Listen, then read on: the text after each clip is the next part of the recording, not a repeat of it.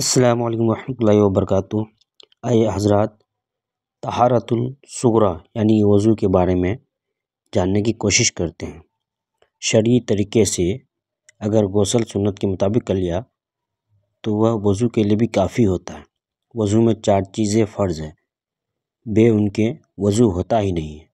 چہرہ دھلنا، بال جھٹکے کی جگہ سے تھوڑی کے نیچے تک اور ایک کان کی لو سے دوسرے کان کی لو تک، دونوں ہاتھ کہنوں سمیت اس طرح دھلنا کہ پانی بہہ جائے۔ سر کا چوتھائی حصہ مسح کرنا، دونوں کہنوں سمیت اس طرح دھونا کہ پانی بہہ جائے۔ سر کا چوتھائی حصہ مسح کرنا، دونوں پر پیر ٹخنوں سمیت اس طرح دھلنا کہ پانی بہہ جائے۔ واضح رہے کہ ان میں اگر کسی جگہ ایک بال برابر بھی رہ گیا تو وضو نہ ہوگا اور نماز پڑھنا جائز نہ ہوگا۔ اگر غسل کرنے کے بعد حدث اصغر لاحق ہو جائے تو اب بے وضو کی نماز پڑھنا جائز نہ ہوگا۔ حدث اصغر اس حدث کو کہتے ہیں جس سے وضو کرنا واجب ہو جائے، جیسے پاخانہ پیشاب کا نکلنا خواہ کتنی ہی کم مقدار میں ہو۔ مزی کا نکلنا یعنی وہ سفید توبت جو شہوت کے وقت منی سے پہلے خارج ہوتی ہے، یا منی ہی نکل جائے لیکن بغیر شہوت کے ہو۔ ان چیزوں کے نکلنے کے بعد اگر نماز پڑھنا ہے تو قرآن شریف چھونا ہے تو بغیر وضو کیے نہ نماز پڑھ سکتے ہیں نہ قرآن مجید چھو سکتے ہیں۔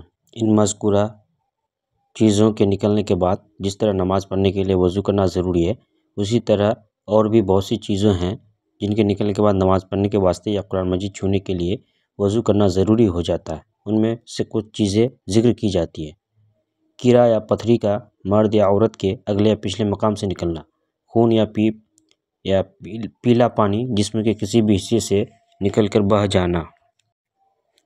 آنکھ خراب ہوئی یعنی آشوب چشم ہے اور پانی آنکھ سے بہہ کر ٹپکا تو اس سے بھی وضو ٹوٹ جاتا ہے۔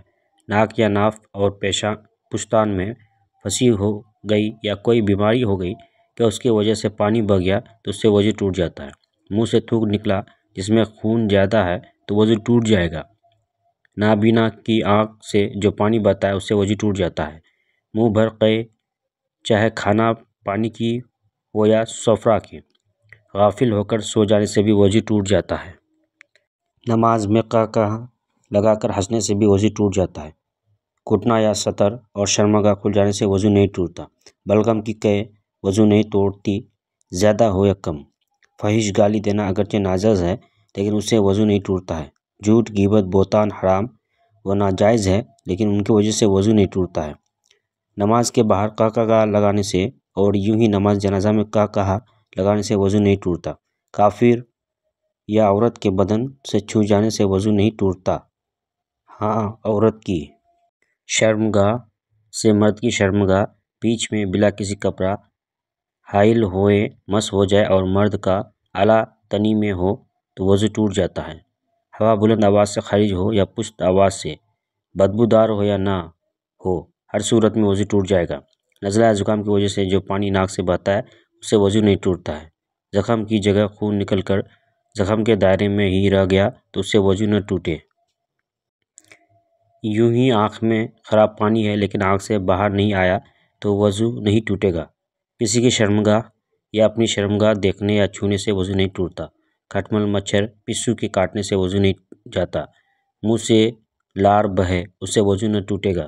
بے وضو مسجد میں جا سکتے ہیں، قرآن شریف بھی پڑھ سکتے ہیں لیکن چھو نہیں سکتے ہیں۔ میت کو نہلانے سے نہ وضو ٹوٹتا ہے نہ غسل واجب ہوتا ہے۔